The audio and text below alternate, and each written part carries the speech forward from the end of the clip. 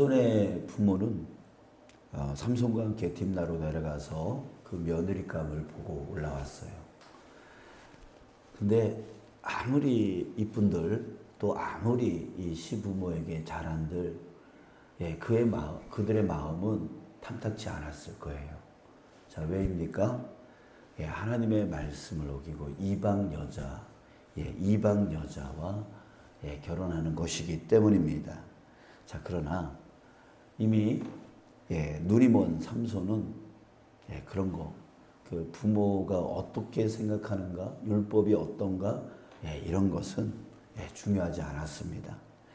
삼손은 이후에 또 다시 딥나로 그 여자를 보러 갑니다. 오늘 7절 말씀인데요. 다시 한번 보면 그가 내려가서 그 여자와 말하니 그 여자가 삼손의 눈에 들었더라. 삼손의 눈에 들었더라. 삼손의 마음을 즐겁게 했다, 이런 뜻입니다. 이게 삼손은 딥나로 내려가서 여자를 만나서 즐거워했습니다. 그런데 여기서 이 여자에 대한 새로운 정보를 우리가 알 수 있습니다. 여기에 여자라고 하는 단어가 2번 나오게 되어지는데, 그런데 히브리어로 이샤라고 하는 단어를 쓰고 있습니다. 통상적으로 히브리어에서 처녀를 의미하는 단어는 베투림이라고 하는 단어를 썼어요. 자, 그런데 베투림이라고 하는 단어를 쓰지 않고 여기서는 무슨 단어를 썼다고요? 이샤라고 하는 단어를 썼다는 얘기예요. 히브리에서 이샤라고 하는 이 단어는 좀 독특해서요. 어떤 뜻을 갖고 있냐면 결혼한 여자. 결혼한 여자를 이샤라고 부릅니다. 또는 이혼녀. 또는 음란한 여자를 지칭할 때 쓰는 단어입니다. 자, 그래요. 지금 삼손이 택한 여자는 처녀가 아니었던 거예요. 결혼을 했던, 결혼한 여자이거나 결혼을 경험했던 이혼녀이거나 아니면 더 나아가서 육체적 쾌락을 즐기는 직업 여성일 가능성이 있었다.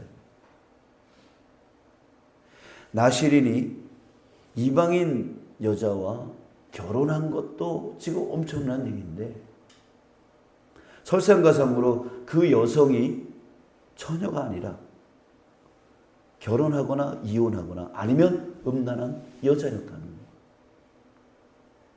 그런데 여기서 끝나지 않습니다. 8, 9절에 또 보면 삼손이 딥나로 내려갈 때에 전에 그 찢어 죽였던 사자가 궁금했던 거예요. 그 사자가 어떻게 됐는가 궁금했을 거예요. 궁금했던 거예요. 그래서 그쪽으로, 그 포도원 쪽으로 갑니다. 자, 그런데 놀랍게도 그 사자가 다 이제 썩어서 다 사라지지 아니하고 오히려 그 사체 안에 벌떼가 있었고 꿀이 있었던 거예요. 삼손은 그걸 개의치 아니하고 그 안에 있는 그 꿀을 떠다가 자기가 먹었습니다. 그리고 뜬 그 꿀을 갖고 부모에게 갖다 줬습니다. 어떻게 보면 삼손이 부모를 좀 생각하는구나 이렇게 생각해 볼 수도 있는데 그게 아니에요. 삼손은 나실인이었어요. 나실인은 절대로 죽은 사체를 만지면 안 되는, 만지면 안 돼요. 부정해집니다. 그러니까 자기가 부정해질 뿐만 아니라 그 부정한 꿀을 부모에게도 이거 사자의 시체에서 떠낸 꿀이에요, 이런 말도 일부러 하지 않고 부모에게 가둬줬어요. 부모에게도 부모를 부정하게 만들어버렸다는 얘기죠. 이렇게 자기가 죄 지을 뿐만 아니라 다른 사람에까지 죄를 짓게끔 만드는 그 일을 했습니다. 이 삼손의 모습을 보면 정말 한숨만 나올 뿐입니다. 그는 끊임없이 죄 속에 빠져요. 더 큰 죄로 빠져 들어가요. 반대로 보면 하나님으로부터 더 멀어지고 있는 것이죠. 자, 사랑하는 여러분, 왜 그는 자꾸 죄 속에 빠져 들어가는 것일까요? 여러분, 이 원인을 우리가 한번 이 본문을 통해서 찾아봤으면 좋겠어요. 두 가지를 우리가 찾아볼 수가 있습니다. 첫 번째는 눈입니다. 눈. 그의 눈이 어디를 향하고 있느냐? 무엇을 향하고 있느냐는 거예요. 예, 그의 눈이 어디를 향하고 있죠? 무엇을 향하고 있죠? 바로 자기를 즐겁게 해주는 여자. 또 자기 입에 단 꿀. 예, 자기를 즐겁게 하는 것, 자기 입을 달게 하는 것, 이것을 향하여 자기의 눈이, 이 사람의 눈이 향하고 있다는 얘기예요. 끊임없이 자기 즐거움, 끊임없이 자기 입에 단 거, 자기한테 좋은 거, 자기한테 좋은 거. 예, 이런 것을 향하고 있다는 말이에요. 그러니까 예, 결국은 뭐예요? 자기 즐거움, 자기 만족을 쫓아가는 자는 어떻게 된다는 거예요? 하나님으로부터 멀어지고 죄악 속에 빠지게 되어진다는 거죠. 여러분들 이 시대를 한번 볼까요? 이 시대에 어때요? 사람들은 자기 입맛에 맞는 것을 쫓아가요. 자기 즐거움을 쫓아가요. 자기 편함을 쫓아가요. 이것이 즉 무엇입니까? 하나님으로부터 멀어진다는 뜻이에요. 죄 속에 더 빠진다는 뜻이에요. 근데 이것이 세상 사람들만의 문제가 아니에요. 예수를 믿는다라고 하는 교인들 안에서도 역시 마찬가지로 자기 즐거움을 쫓아가고 자기 편함을 쫓아가고 자기 입맛에 맞는 것을 쫓아가요.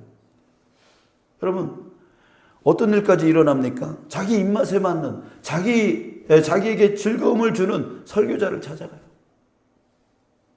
예, 지금은 뭐 유튜브로 영상을 다 전국에 있는, 아니면 세계에 있는 그 모든, 좋다고 난다고 하는 그런 설교자를 우리가 안방에서 그냥 볼 수 있지 않습니까?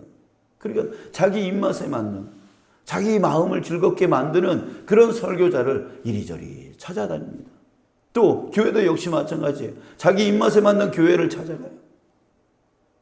자기가 하나님의 영광을 위하여 어떻게 섬길까, 그 사역의 자리로 나가는 것이 아니라 자기 입맛에 맞는, 자기 즐거움을 위한 그런 교회와 그런 설교자를, 그런 교인들을 찾아가요. 아유, 이 교회는 교인들이 사랑이 없어. 이 교회는 자기 즐거움. 결국 뭐예요? 하나님부터 멀어진다는 거예요. 자기 즐거움을 쫓아가면, 자기 만족을 쫓아가면, 자기 입에 단 것만 쫓아다니면 결국 하나님으로부터 멀어진다는 얘기예요. 결국 죄 속에 빠진다는 얘기예요.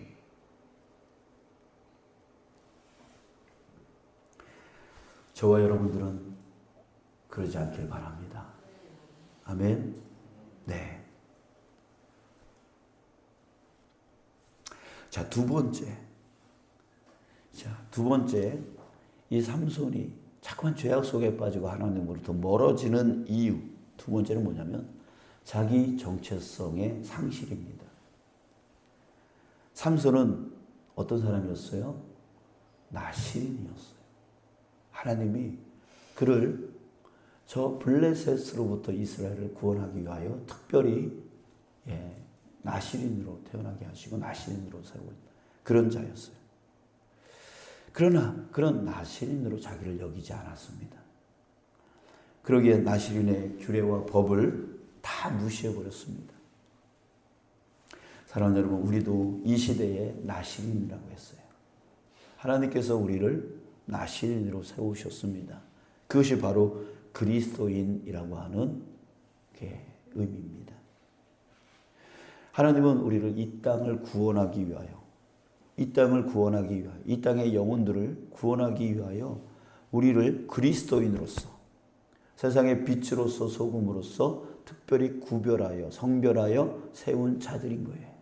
자, 그런데 그리스도인이라는 것을 잊어버려요. 잊어버려요. 교회 안에서조차도 내가 그리스도인이다라고 하는 것을 잊어버리고, 그러니 가정에서도 직장에서도 내가 그리스도인이다라고 하는 것을 잊어버린다고요.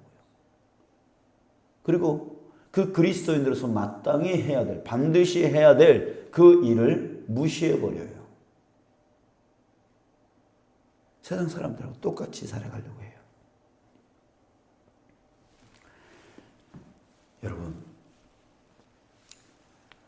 우리는 교회 다니는 것, 교회 다니는 것을 그저 생활의 일부라고 생각합니다.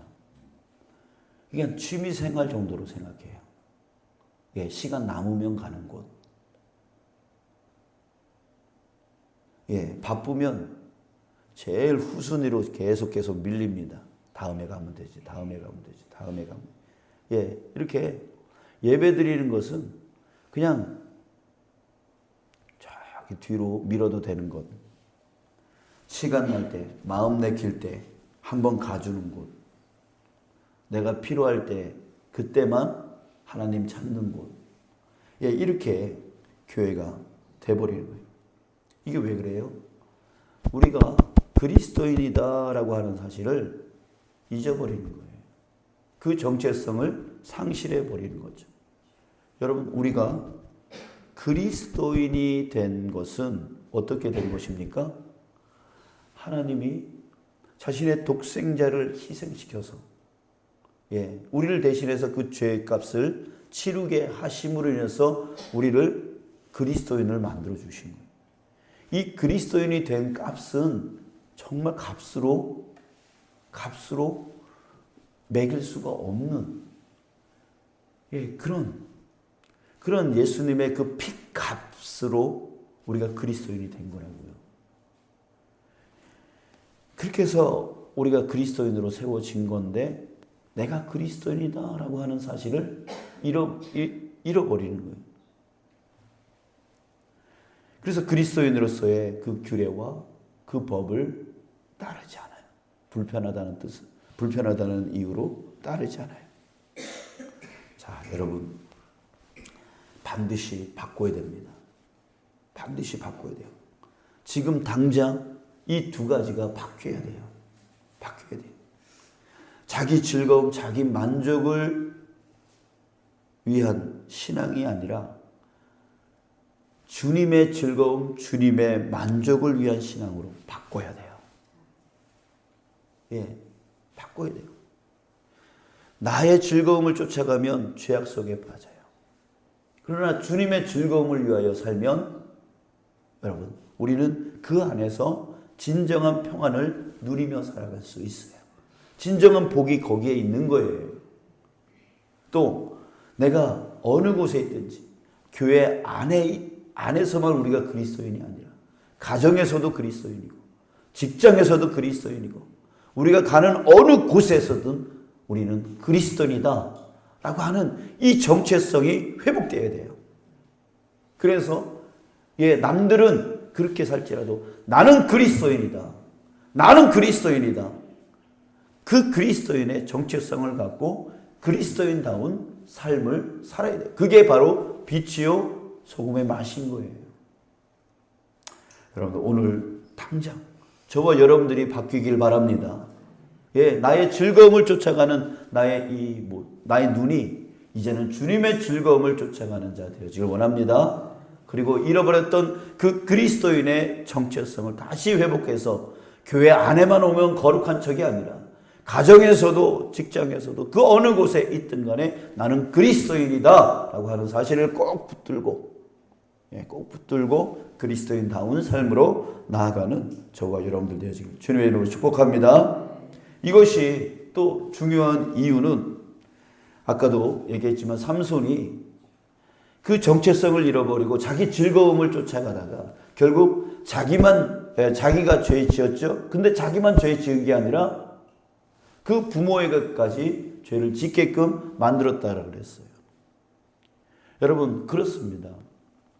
우리가 죄를 지을 때 나만 죄를 짓게 되어지는 게 아니에요. 나 때문에 다른 영혼들이 또 죄를 짓게 되어지는 거예요. 여러분들은 다 이 교회 안에서 중책을 맡고 있는 분들입니다. 그런데 어린아이한테 TV 보니까 아기가 아빠가 하는 것을 그대로 따라하더라고요. 그러니까 아빠가 어이없어 해요. 그래서 우리 옛말에 애들 앞에서 뭐도 못 마셔요? 찬물도 못 마신다고. 다 따라하니까. 여러분, 우리도 그래요. 여러분들이 중책이고 이 교회의 어른들이에요. 그랬을 때 신앙의 초보자들, 어린 어린 신앙인들이 누굴 볼까요? 성경 말씀을 보면서 따라갈까요? 아니에요. 성경 말씀을 쫓아가는 게 아니라 이 교회의 신앙적 어른을 쫓아가게 되어져 있어요. 배우게 돼 있어요. 그럼 여러분들이 잘못된 길을 가면 다 따라오게 되어져 있는 거예요. 그래서 목사가 책임이 가장 큰 거죠. 목사가 딴짓거리 하고 있으면은 다 다른 길로 가니까. 근데 저만 그런 게 아니라 여러분들도 역시 마찬가지예요. 그러니까 나만 죄를 지은 것으로 끝나는 게 아니라는 거예요. 다. 그래서 예수님이 아주 무서운 말씀을 하셨습니다. 무슨 말씀이냐면 마가복음 9장 42절에 또 누구든지 나를 믿는 이 작은 자들 중 하나라도 실족하게 하면 차라리 뭘 매야 돼요? 연자 맷돌이 그 목에 매여 바다에 던져지는 것이 나으니라. 지금 비교를 하고 계세요. 연자 맷돌 메고 바다에 빠지는 거 한번 상상해 보세요. 근데 그거보다 더 낫다라고 얘기를 해요. 여러분 참 이 말씀이 저와 여러분들에게 두렵게 다가오기를 원합니다. 이것이 내가 죄를 짓지 말아야 될 이유의 하나 큰 이유가 되어지길 원합니다. 내가 잘못된 길로 가면 나를 따르는 뒤에 연약한 자들이 다 실족해버려요. 믿음에서 떨어져 버리는 거예요. 자, 그러니 오늘 당장 바꿔야 돼요. 나의 즐거움을 쫓아가는 삶이 아니라 주님의 즐거움을 위한 삶. 또한 내가 그리스도인이다 라고 하는 그 정체성. 오늘 다시 한번 회복하시고 온전히 살아가는 저와 여러분들 되어지길 주님의 이름으로 축복합니다.